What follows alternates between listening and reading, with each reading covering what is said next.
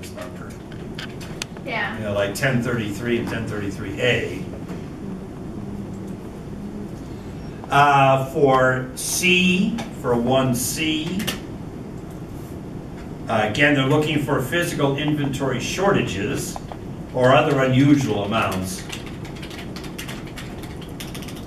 And that's only one of them. Compare the payee on the check. Compare the payee on the check with the company name on the vendor's invoice. Compare the payee on the check with the company name on the vendor invoice. The legitimate invoice said Story Supply Company. But remember now, the check, this subsequent check is Story Company. So they're close. It's kind of like if I type something in on the internet and I make a small typing error, there'll often be a website that will come up that's meant to fool me, you know, or something like that. You know, it's just so easy to just put an extra letter in or something. All right, number 2. Amount of a check in the cash disbursement journal basically has a transposition error. Accuracy for A, 2A is accuracy. To B, if you used a computer system, once the check was prepared, the correct amount would be recorded in the cash disbursements journal. They have to be the same amount. I guess if you didn't have that, you'd have to check the bank reconciliation, do the bank reconciliation. Sorry, say that again. Yes, I mean, if checks are prepared by the computer system and are recorded at the same time, this situation can't occur. This problem wouldn't occur. Well, what about if she typed it in wrong? Well, then the check would be wrong. But in other words, that's a good point. If she typed it in wrong, if you have that kind of a software system, the check and the recording will always be the same amount, but it could be the wrong amount is what you're saying. Then we find out about that when the vendor statement came, and it shows that we either overpaid or we underpaid. Hopefully they'll show the overpaid. I'm sure they'll show the underpaid.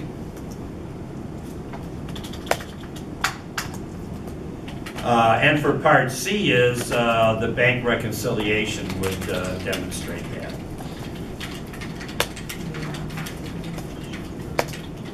But that's a good point Amanda has. If somebody types in the wrong dollar amount, there won't be a problem. The check and the recording will be the same, just it'll be the wrong amount. The bank statement? Yes, the bank reconciliation, the bank statement. So the girl I was talking about earlier, 1 month she entered in the electric bill. Instead of 1,400, it was 14,000. No! And I didn't catch it until I was about to write a check, and I'm thinking, okay, that's not right. No way we could have a bill that high. Well, at least you caught it when you Yeah. were writing the check. Well, then you're looking for the unusual amounts and things, definitely. Although I have read sometimes online and in the paper about people who got electric bills that should have been 1,400 that were 14,000 because there was some kind of a meter problem or whatever it is. Number 3, the account payable clerk intentionally excluded from the cash disbursements journal 7 large checks written and mailed on December 26th to prevent cash from having a negative balance. They're recorded on January 2nd. What's the objective, everyone, for A? 3A. Timing. Timing is right, timing. And again, if transactions are recorded the same time that checks are prepared, you won't have that timing problem. But let's say you don't have that. That would be B. Once a check is prepared, it's automatically recorded in the cash disbursements journal. That would be B. For C,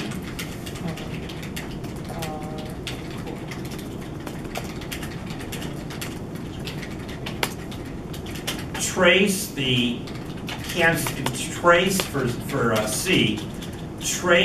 date the checks were canceled by the bank. Trace the date the checks were canceled by the bank to the date they're recorded, in the cash disbursements journal. So when did they clear the bank relative to the date they're recorded in the cash disbursements journal? When vendors get a check, what do they usually do?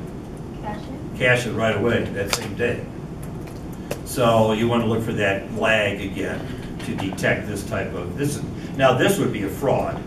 This was not incompetency, this is a fraud, because they didn't want to have a negative cash balance. Although, corporations usually have overdraft privileges in their bank accounts. We have huge customers who will cut a check one week and won't release it till like a week and a half later. I'm like, well, you said you cut the check, but you didn't send it to us. That's right, yeah. Cutting is fine, but we got to have it in hand.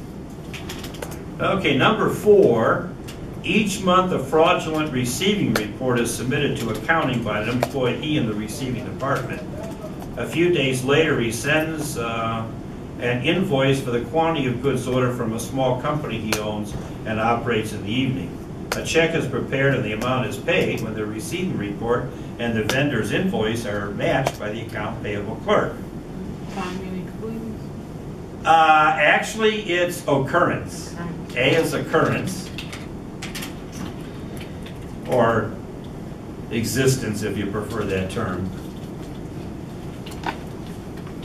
Now, there was a matching here, but what else could have been done?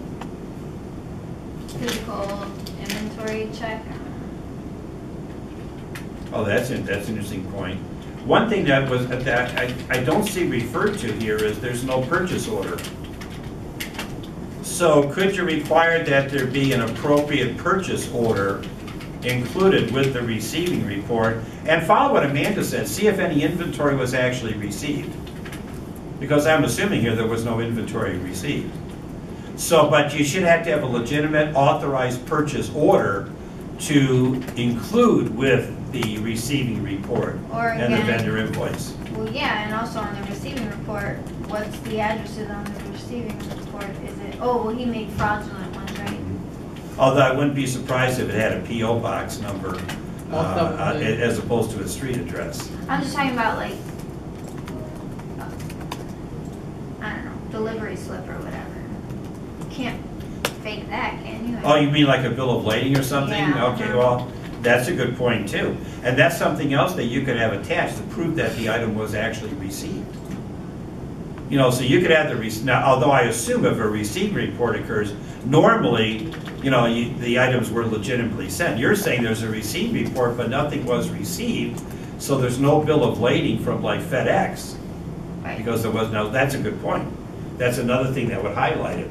So look for not just a duly authorized purchase order, but also was there any type of recognition, like for the freight company, that goods were received by your company? Because there was no shipping, because there were no goods. The part C, just they don't say hardly anything. Examine underlying documents for reasonableness and authenticity. Well, what does that mean? Authenticity. Let's follow up on what Amanda said. Look for the physical inventory. Look for a purchase order to accompany the receipt report. And she said also look to make sure that goods were actually received. There should be some notification from the freight company. The last company I worked for, when shipments would come in, receiving would actually, you know, handle like the packing list. They would check off things, but then the paperwork actually went back to purchasing, and purchasing actually recorded it in the system, received it in the system. You see some possibilities there, can't you? Yeah. But again, you know, we're talking about ideal situations and smaller companies with limited payroll. You know, people are going to be performing multiple functions. Okay, let me see what else is coming up. Number 5. Telephone expense was inadvertently charged to repair and maintenance. Classification, of course. Now for B, I have my own answer on this, but for B and C, but for B, they have a responsible person should review account distributions before entering into the system. Should do what? Should review the account that, in other words, should review the account that's going to be charged. Okay. But do you need to do that for every invoice? I mean, that's an ideal situation, that'd be great, but I just think a lot of times you're not going to have someone separate just to do that. Well, and the thing about it too is mistakes happen. Yes. You know, I'm dyslexic sometimes, so, you know, I've certainly entered things in the wrong account number. Right, right. So, I mean, it could easily happen. Or finding for a C that says, look for, examine supporting invoices for the repair and maintenance account. Well, really, we're looking for unusual deviations, aren't we? How come there's no telephone expense for this month, but repair and maintenance is much larger than what had been anticipated? So that, again, is looking for unusual deviations. Okay, and number 6.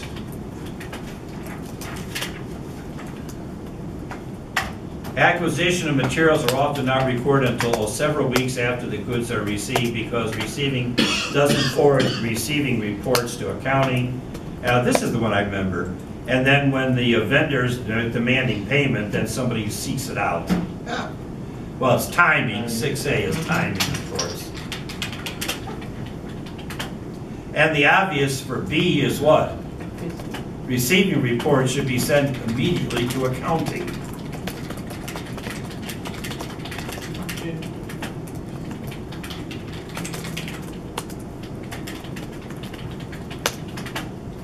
And in C, this is part of a cutoff test, the auditor should obtain the number of the last receiving report. The auditor should obtain the number of the last receiving report that should have been recorded. And make sure it was recorded. What's the last receiving report that should have been recorded? Now, I want to expand that, though. That is based, again, remember, on FOB shipping point versus FOB destination.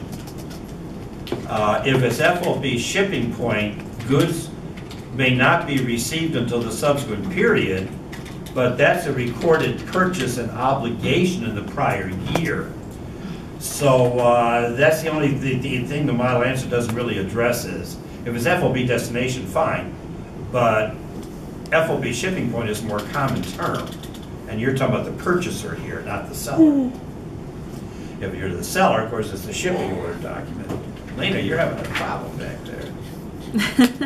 The company I work for now, we have a facility in the Czech Republic, and a lot of things come over via ship. So we have an account set up for inventories in transit. Because and shipping probably takes the number of days, I would say. It's a slower means of transportation, right? Wow. And we'll probably see a lot more of that as we go through with, with the global economy we have and such. 1828E is the last problem in this area, so we're doing well on time. This is great. Are we on at 1820? 18-28E okay. Only E is an echo. Basically, we'll have you help me out here, and then they have a whole list here, some of which I would think of and some of which I wouldn't. They want to know, how would you test for possible unrecorded liabilities? Does anyone have any initial thoughts? This is very broad, some of these. Vendor statement? That'd be one thing, definitely. Looking for vendor statements, for vendor invoices that weren't recorded. You can call the vendor, verify. That's good too, confirmation with vendors.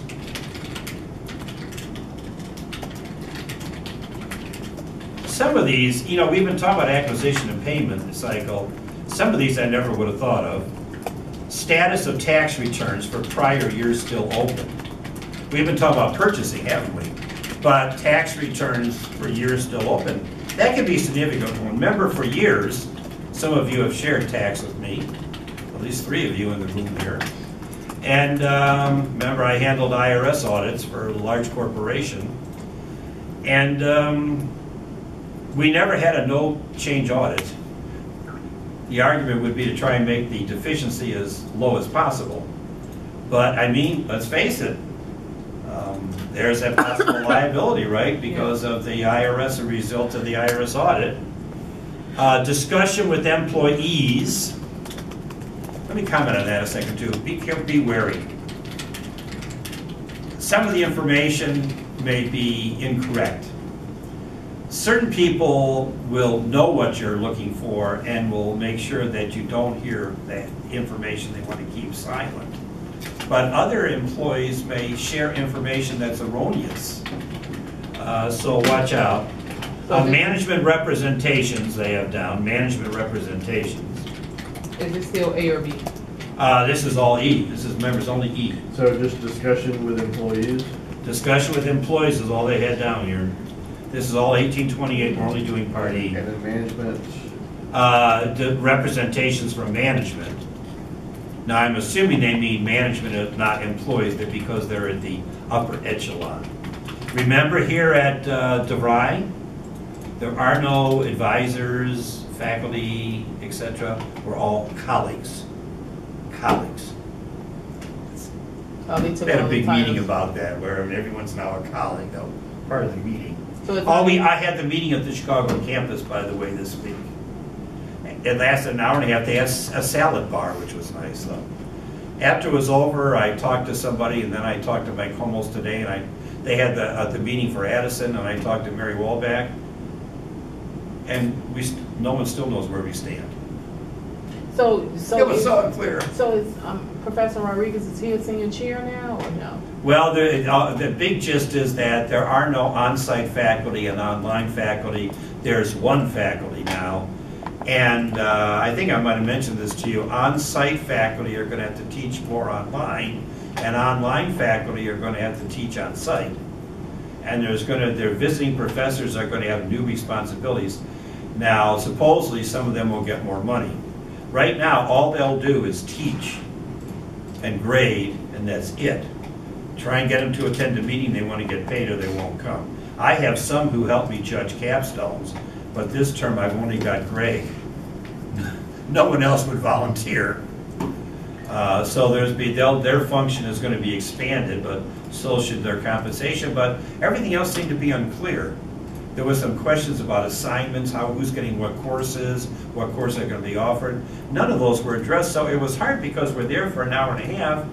And no clarity. And we still don't know where we stand. Well, that's the thing we're living in now. That must be it. Well, that's academia too. Yeah. When I was at North Central, we used to have those meetings all the time. Should we set up an MBA program? And people would give all this esoteric stuff, and I was from industry and public accounting, and I would think afterwards, what did they say? I never got any substantive out of it. That's why I've never been as much of an academician. I'm more of a practical person, and that's why I respect someone like Mike Homels, because although he's got his doctorate now and he's teaching here, he retired from ComEd, Exelon. You know, he has practical experience. He really has done stuff. That's why I respect you guys. You're doing it. You know, and that's why these PhDs that came right out of academia, you know, I know they're consultants. Tell me about it. Do they really know? Yeah, that's it. They don't know anything. Yeah, they don't know, and they haven't faced the real pressures that you face. You know, except for me. We're in the trenches. I don't know what I'm getting into, do I? No. Even though you're in academia, though, you got the pressures, especially at the high school level. You got the pressures. You got the disciplinary and so forth. I mean, it's not like you're teaching it, and it's not like you're at New Tree or something teaching. I mean, you got a broader cross section. And they're starting to teach accounting. I don't know if you're in public or private, but I know for the private students, as early as 6th grade, they get financials where they have to start thinking about how to secure funds. That is great. Yeah. We have all sorts of tremendous. personal finance and he's already accounting. taking accounting in 5th grade. I'm like, are you serious? Oh my gosh. I know there's accounting being taught in the high schools. Yeah, he's a lot. been taught it. It's in We have private, so. personal finance, entrepreneurship, Yep. and accounting 1, 2, and 3 that gets pretty heavily into accounting. I love it. I'm Credits and encouraging debits, this. yeah. The high school I went to actually had a bank. Really? They set Oh, it like up. That's cool. student-run bank or something? Yeah, it was just Chicago Public School, but they started it as like a Which little school bank. was it? Curie. Really? Cool. I had That's a friend that tremendous, because attended that's Curie. real life, hands-on type experience. Well, FBLA, the club FBLA is pretty serious too. I mean, they really Curie do has well. a lot of stuff going on. I know I had a friend graduated, I think she was 1998, and it was so much. I know Westinghouse had a lot of stuff going on where it's more healthcare based, where they had a lot of students coming out. They either possessed their cosmetology license or they were LPNs or RNs already because they went out in the field, school half day. Okay. Yeah, so This is tremendous. By the way, where is Curie? outside from Pulaski, right? Yeah, Pulaski and Archer. Okay. By the way, when I went up Western Avenue for the meeting, that worked fine, by the way. Today I didn't go that way you mentioned because it wasn't that bad. On It the was Eisenhower. not. It I was- went off on the Kennedy and went up to Washington. But I went by Roberto Clemente, I think, was there. Yeah. Yeah, and I had a friend who many years ago taught there. She was a teacher in that, but this is back in the 80s and late 70s. But I never knew where it was. Yeah, it's So, on Western Division. Yeah, I saw it there. I saw it. It's changing. It's definitely changing. It's more so business oriented. Well, they're doing specialization now. I noticed that, Mhm. where different schools are going to handle just like one area. And Crane on Western. Oh, Crane, I see that one It's right all off the Eisenhower. healthcare. It's all healthcare now. Oh, you're They kidding? closed it down and they renovated it, and now you have, it's like a selective enrollment. You just cannot walk in there, so it's different. Everything. And that was one of the ones that was a technical Yep. high school like Lane. Yep. Remember? Mhm. Oh, wow. Are we talking about Joan? No, Joan Commercial is actually down on Wells. Isn't it on Yeah, I Wabash? remember when that. I It was had a hard to get in friend who there. went there. Yeah. She had to dress up every Yep, she had to wear a everyday hat. professional. Oh, Mhm. wow. Yeah, I remember when she had to do that. I didn't realize that, though, that It was very they're doing specialization schools. But they changed that because my daughter's father went there, and when he went there, they didn't make him. Really? Yeah, I know when I was trying to go, it was all, you had Yeah. to dress up like it was business casual. yeah, that's how my Yeah. friend was. Mhm. I mean, I think that's a great idea. You know, I'd like to see that more encouraged. I mean, it's no longer the local high school, you know, No. based on where you live. I mean, people are pretty much having to travel, you know, and go to the different locations. Of course, I still remember when Waller is now what, Lincoln Park or something. They changed the names of some of the schools too, I've noticed. But that this restructuring is really Yeah, they're doing a fascinating. lot of that. And they- Well, if it helps prepare people, I Yeah. mean, that's great. Also down here on this list, examine contracts and agreements. Contracts and agreements. See if there's any obligations or something. Examine contracts and agreements.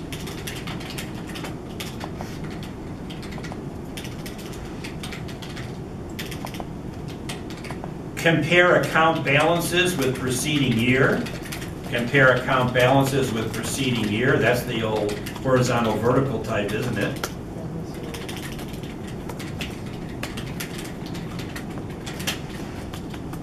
Examine the minutes. I added that today, by the way. I've been having trouble coming up with topics for the online discussion.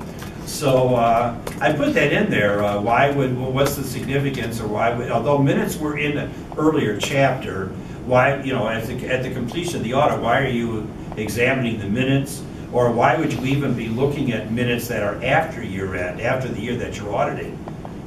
Obviously because of the significance of the minutes. Attorney's bills and letters of representation. Attorney's bills and letters of representation.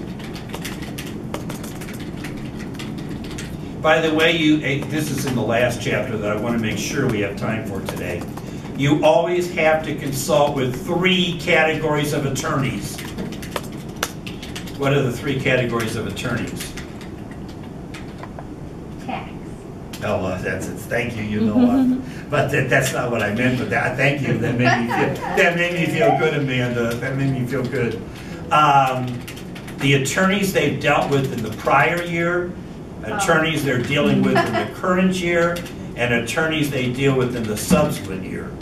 Just to make sure If there's any legal work that may have not been made known to you, always contact that. And there's a problem in that chapter 24. I want to make sure we have enough time for that chapter today that I think is fascinating.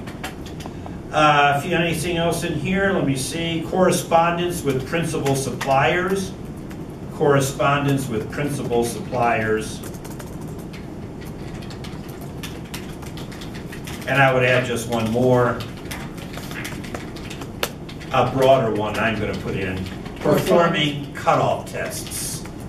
Performing cutoff tests. What was that? I'm sorry. Correspondence and. Oh, with principal suppliers. You know, making sure that there isn't an obligation that's owed. Of course, you could also check that with the vendor statements, couldn't you? I don't want to say much about Chapter 19 because I'm concerned about our time together. I'm not going to assign any problems in there. I know I had some down. In Sorry 19, you said? 19. I did add in the online discussion how you would check for fixed asset acquisitions and dispositions. That was one of the problems. I just want to make sure I have time for inventory and completing the audit. Where would the fixed asset area be most significant? Bill, are we moving to chapter 21? Well, we're spending about 10 minutes in 19. Okay, cool. Just so Bill can say I covered it. Then we're going to 21 and 24. Right, exactly. I mean, there was some fascinating homework in here, but this also has the prepaids and the accruals. For what type of company would the fixed asset audit be most significant? Manufacturing, exactly. And that was the area I was in when Ed Arthur Anderson was in manufacturing. You know, we're talking about big plant facilities. Plant and equipment is a huge dollar amount. If you're in a service business, it's probably negligible type thing. And retailing, of course, we've got, you know, shelving and display cases and so forth. So that's where it's most significant. The chapter is fine. It's not lengthy. They give some examples of audit procedures and so forth there. Not a long chapter. And they do show, by the way, one thing that you might want to look at, because it relates to chapter 24 as well, is page 649, where they actually show an audit work paper for one of Bill's favorite areas, legal expense. Because that's a crucial part. You cannot sign off on an audit until you talk to those three categories of attorneys. Now, will the attorneys be happy to be speaking with you? No. No! Because, you know, it's so unfair, I guess, but I understand it. Your client is involved in litigation. They are a defendant. We as auditors know if there's a likelihood. Let's say, for example, we were representing Safeway stores and Michael wanted $10 million. Of course, the stupid jury gave him $8.9 million. Did they really? Yeah, 8.9 goes, they were taken in by Michael. They remember the glory days. I didn't hear the whole story, but... All because they put an ad in Dominic that just said, congratulations, Michael Jordan, you're a cut above. I'm sorry, I'm not a big fan of the CEO that used to be Dominic, so good for them. Okay, yeah. Well, if you don't like the CEO of whoever owns Juul's being sued for $10 million also, because they also had an ad in there. Just because the guy from Dominic's, he bought Mariano's. Really? And laid off all the Dominic's employees who were union and had to start from scratch and paid them less, so that's why I don't like them. Well, I don't like Safeway either, because if Dominic's used to be independently owned, remember? Or if the fellow who heads up Mariano's, who worked for Dominic's, had taken over the chain, it'd still be in existence. I like to have an alternative to Jewel, and Mariano's to me is a step above. Not really. It is. I know it's still more expensive and stuff. I love Mariano's for the produce, Every time I go to Jules and get like bananas, Oh, it always yeah. rotten. None of the produce, it's not fresh, and it's not the longevity of it does not work for me, and it just. Well, Dominic's carry some things like there's certain Bertelli's type. It's a frozen thing you put in the frying pan. It's so easy and it's so good. And Dominic's used to carry like 15 varieties of that.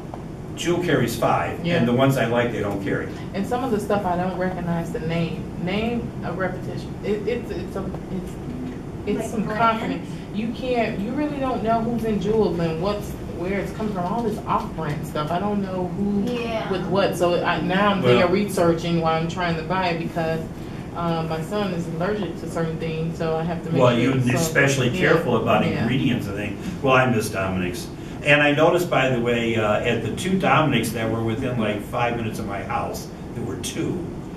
The signs are now up, sublease available, because remember, Safeway is still paying rent on Dominic's. I think the first lease. So they that have is- locations that weren't bought? Yep. Yeah, oh yes, the Wow. one in Glenelg and one in Wheaton Yeah. are just empty. Wow. And you look, if you walk up to them, all the shelving and everything, Yeah. all the cases are still Still in there, there. all the signs. The highest earning Dominic's was the one, I believe, on Roosevelt and Canal, and Yep. now it's Jewel. Ah, well, these ones, I mean, Rom got all but one of them occupied by somebody else. Out don't know out by about me, that guy. they're If I would have not, to they're live not in- Yeah, the occupied. one at Napier and Butterfield isn't. No, that's right. And the one, Baker Hill one, the one that was real fancy up on Roosevelt Road, near 355 is just, but they have the sign up now, sublease available, because Safeway's, until I think the first lease expires in like 2017. Oh, that's Safeway's still paying lease on all those. Chicago tax, everything about Chicago is just horrible to me. If I didn't have to live in Chicago, I would definitely go to Naperville or Park Ridge, but we have to live because my husband lives in. Prices differ, by the way, at the same store. If you go to a Jewel in Naperville Yeah. versus a Jewel like in Bolingbrook, there's different prices. It doesn't matter, because I moved to Schaumburg and they still got additional tax, and I was like, I love Schaumburg. I'm thinking I'm gonna save some money shopping over here. No. My husband's like, we're not moving to Schaumburg. That's a setup. yeah, I I'll was go like, bankrupt, well, yeah. Well, where it's beneficial in Schaumburg, used to be there was no real estate taxes. Yeah. I'm not sure if that's still true or Well, you know, not. there's no city City stickers. Yep. Oh yeah, a Wheaton doesn't have a city It's a sticker ripoff anymore because either. we have to, they said that you save money by buying a city sticker for 2 years, but it's really not. It's equivalent to the same if you would buy it on a year. I don't see any difference, but I It's just think the Chicago. convenience factor where you didn't have to Convenience go how? each year. I lived in Chicago and I couldn't get an apartment like by July 1st. And I couldn't change my residency because I was moving in August. I had to buy a city sticker for $85 for 1 month because I would have taken a chance of getting a $250 ticket. Oh, I believe it. When I still lived in the city, I still had the apartment here, but I was living in the house.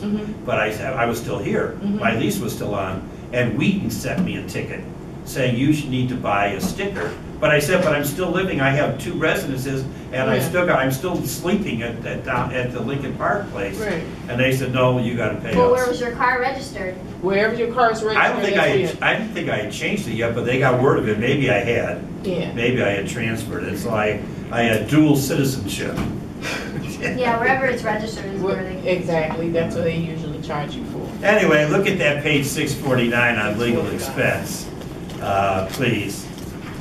All right, let's talk about inventory observations here. And no, we didn't have a whole lot of homework down for that. Oh, we did. Bill, oh, he's a sort of prolific. First of all, has anybody been a participant in the inventory observation associated with an audit of, like retail or something of that nature? Anyone been involved with the inventory observation? We're on 21, right? 21. Well, I'll comment. I've never. Okay. The inventory observation since 1938, the McKesson and Robbins scandal, is a requirement of every audit now. The other thing that is a requirement is account receivable confirmations that we've already talked about. So 21. If you're involved with an inventory observation as an auditor, the first thing I would recommend is that you go over in advance with the client the inventory counting procedures. Review them in advance. You don't want to have any misunderstandings. Because who's doing the counting? You. No, the client. You're doing test counts. So we want to make sure that is duly noted when the count's going to be, how it's going to be conducted, who's going to be doing the counting. It would be nice if we could block off access to the areas being counted. Occasionally, you'll see where a retail store will close for a day for inventory. A lot of times this may not be possible. In a warehouse, you need to segregate items that are going to be shipped out the day of the count. Whether you want to take yellow police tape. Because let's face it, you say, well, we're going to count everything that's present. Whoa. If something is FOB shipping point, and the day of the count, some merchandise is going to be shipped out by truck, that's one of the issues they go over in some of the homework, then we want to make sure that that particular merchandise is not counted.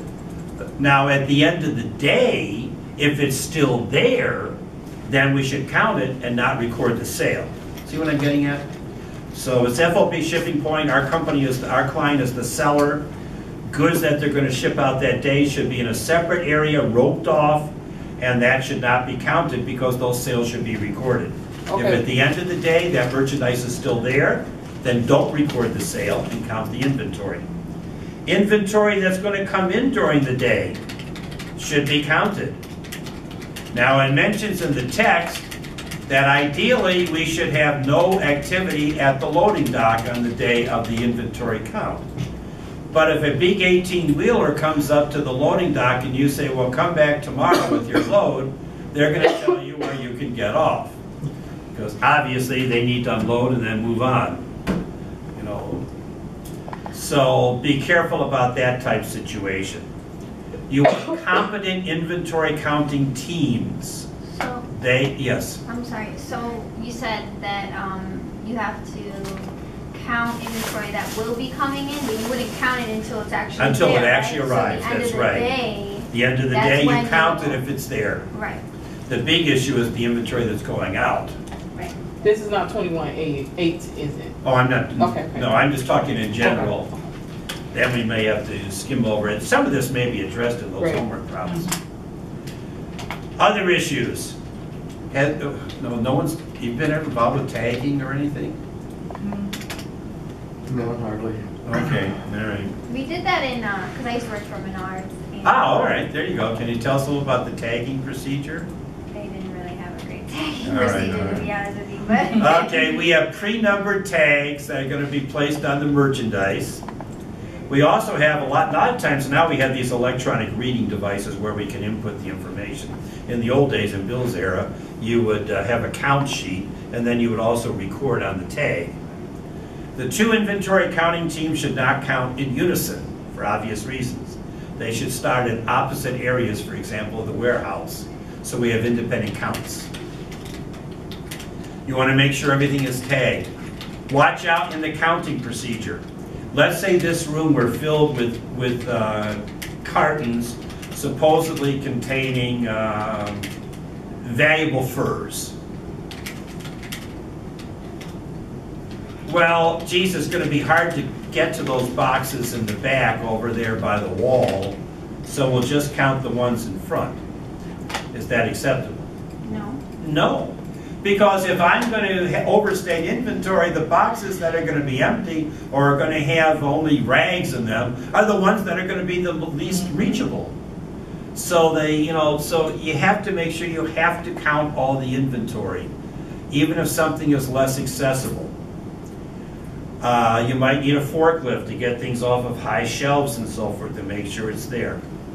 They often warn you, watch out for items that are dust covered or rusty or something, because that might be obsolete type inventory. One of the homework problems talks about liquid shoe polish. What's the problem with liquid shoe polish? It dries up. It dries up. Exactly, and if something's dried up, it's worthless. So you're always looking for those types of items as well here. Now watch out, they say talk about dusty, rusty, etc. I told you, I think that story that a few weeks ago about where I was out counting inventory and I was looking at metal, sheets of metal that were all full of rust, but I thought those were worthless, but they weren't.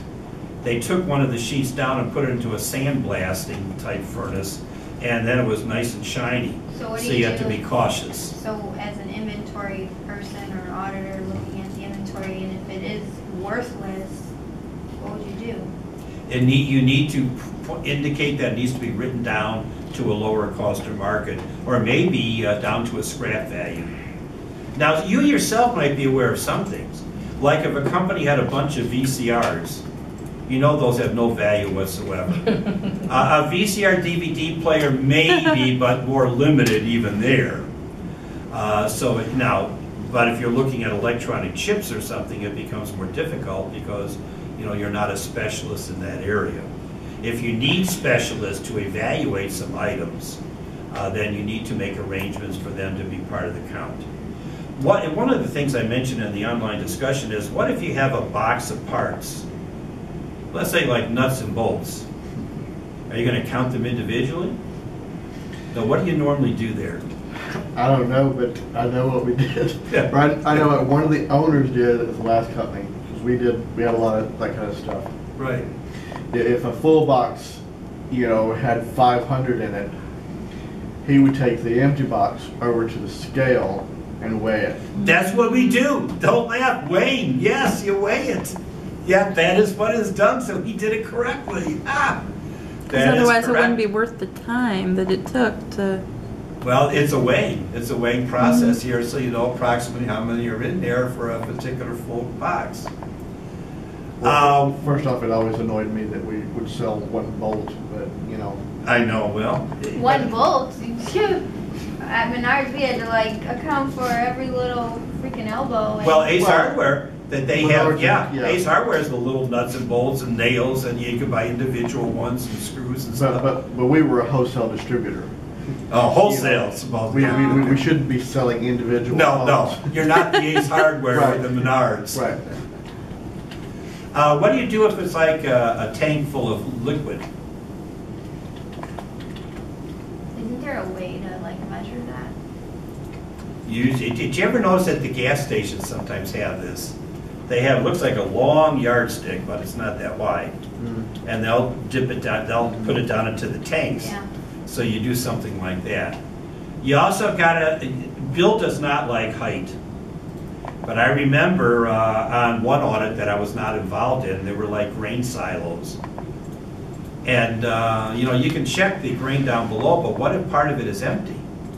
So somebody had to climb up to there's a little ladder there, and climb up to the top. So the to be able auditor's to, doing this? auditor would do this and look down there to make sure that that particular silo is full of grain or whatever it was. What about refrigerant?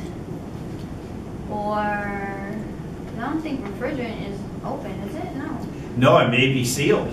Right. There you might be able to check if the temperature is proper. That Nitrogen. probably is Pressure it's maybe, filled. right? Or put something like that. Yes.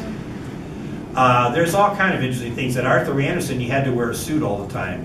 So you had an inventory suit, which was one that was all out of style or something, because it seems so stupid to me to have to wear a suit when you're going to be climbing in inaccessible places.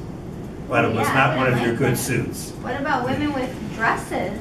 Maybe a pantsuit would be allowed for that particular day. That's ridiculous.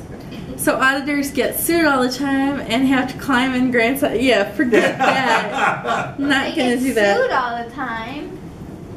So be cautious there. Also remember we talked about the rights and obligations. Inventory that might be at a particular store might be there on consignment, so might be somebody else's inventory. Watch out if inventory is pledged as collateral for a loan. Be cautious there. So there's a lot of other ideas associated with this as well. They had a topic in the online discussion about inventory stories, and I guess Barry had a little bit, but a lot of you don't have the rest.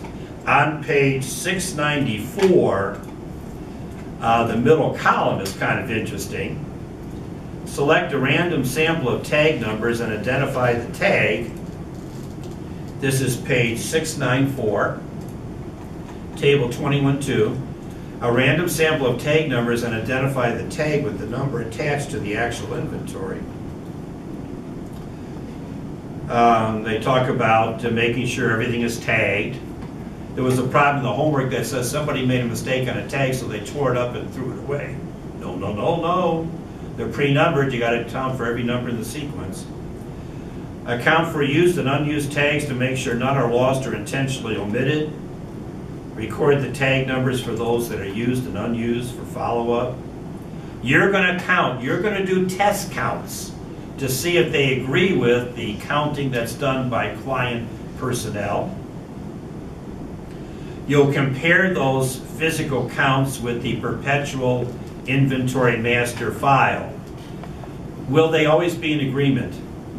No, but many times there is less on the shelf than appears in the perpetual inventory master file. Looking at the descriptions, watch out for classification issues, especially if it's something like material, WIP, and finished goods. Okay. There's cutoff test here where you're looking at shipping document numbers or receiving report numbers, because again that's an issue here for inventory as it was, because this is part of acquisition and payment. Okay. And again, their instructions here in the chapter are always assuming it's FOB shipping point if you're the seller and it's FOB destination if you're the buyer. You got to look at both alternatives. There's the inventory that's obsolete, like the electronics, the damaged, rust, or dust covered. Watch out for consignment or items that are pledged and not owned. They also go over a little bit of the pricing test as being in manufacturing auditing. I had to spend like 2 whole days doing pricing tests. They were boring as hell. But they do talk about the pricing test on page 695.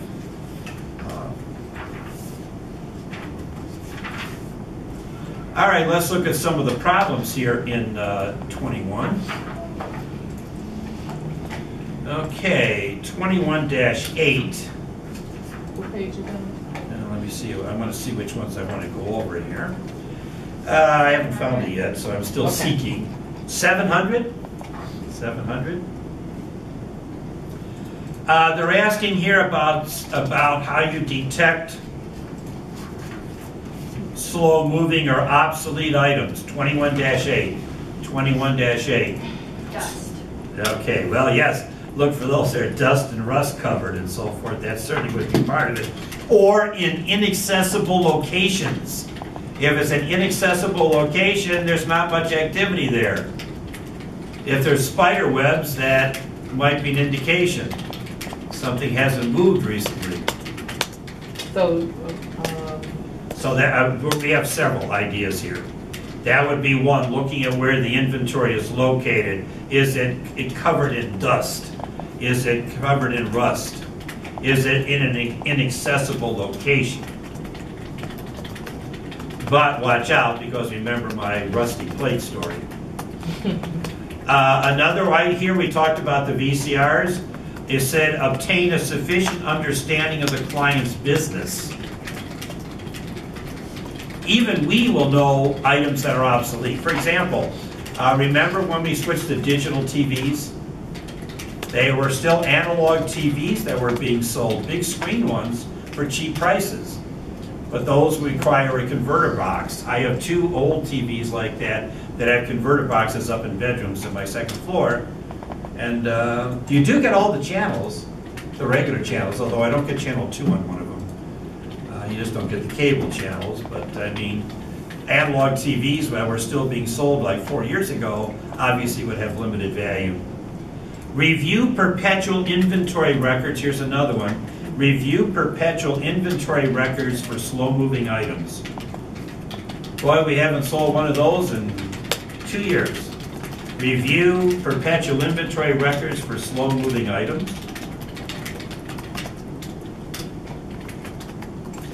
Discuss the quality of inventory with management. I'd like to add to that. Discuss the quality of inventory with management, and also talk to, for example, warehouse personnel. Also, I want you to discuss warehouse personnel, because they may give you a more candid response, or maybe they won't. Last company I worked at, we had a small company, but we had roughly $250,000 of obsolete inventory that Had not been written down. had not been written down or written off because they couldn't afford Oh, they want to take the write down. the hit. That's the problem. Clients are going to be reluctant to do it. So what they do, just hide it? You know, They just kept it on the books, I guess. you know. Wow. Now, as an auditor, for $250,000, I think I would force an adjusting entry, or otherwise I would threaten a qualified report. Be aware of inventory that is obsolete, spoiled, or damaged, or set aside. Now remember, certain items also are dated. If you're talking about pharmaceuticals, there's an expiration date on that, isn't there? I mean, we think about things like produce and so forth, they have a limited shelf life, but also think about items like pharmaceuticals. You said obsolete, spoiled, or what? Obsolete, spoiled, or damaged. Or damaged. Now, damaged merchandise might still have some value. When I worked for Montgomery Wards, they would sometimes have like a refrigerator that was dented on the side, but it was strictly a cosmetic defect. In which case the item could be sold, but obviously for like 1/3 of the normal price. I remember though, the plumber sold my mom a water heater. He said, oh, it's got a dent here, but it's still perfectly fine. So she got a real good price. But then 6 months later, it started leaking. So it was more than just external cosmetic damage. Sometimes it's too good to be true. That's it, yeah, exactly. Or the bargain wasn't worth it. Then it said, look for scrap sales or in subsequent periods, or obsolescence reports in subsequent periods. The idea there, of course, is that the item may have been obsolete or worth less value in the previous period as well. And this is still 28. Oh, this is all part of 21A. And I have one more, too. Calculate inventory ratios. Calculate inventory ratios. And compare these to previous years. Inventory ratios compared to previous years or to industry standards. Remember, anytime we do ratios, we do a trend analysis between years, and we also compare it with industry-wide averages. And those are usually available through like trade associations. All right, that was 21-8. Okay, I'm going to leave 21-10 for you. It deals with the cutoff tests. I'll make it optional for the Dropbox. If you want to do it in press bill, fine, but I'm not going to require it. The problem with, in the textbook, they cover the cutoff test, but they're always assuming FOB shipping point if you're the seller, FOB destination if you're the buyer, and there's more involved. Now, when I wrote the exam, I had you do an audit program for inventory, and I required you to cover both FOB shipping point and FOB destination if you were the seller, and I had you cover both if you were the buyer, because there would be separate audit procedures because of the different nature of those items. Our book does not go into enough depth in that area. All right, 21-24. Let's see what that one is. 21-24. Okay, here we have A and B. This is 21-24, page 704. 704, 21-24, 7 items. What's a control that could have prevented the misstatement from occurring? And what's an audit procedure to uncover the misstatement? So what could have prevented it from occurring if we had an internal control? Assuming we don't have an income control, what's a misstatement? All right, number one, an inventory item that was priced at $12 each should have been priced at $12 per dozen. Now, what if somebody paid the $12 each? Ah! Anyways, A is... What do you do then? Yeah, well, just record the sale. There's a sucker born every minute. Letter A, 1A, would be internal verification by another person of the pricing. Someone should internally verify the pricing.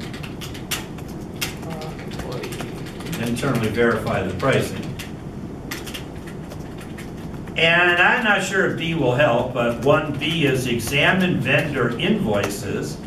Examine vendor invoices in support of prices used. Examine vendor invoices in support of prices used.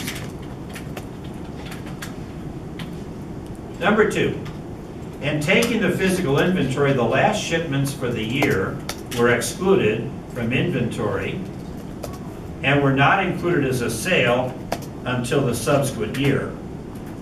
I'm not sure what the motivation would be for this, because it means you're delaying the recording of sales. But 2A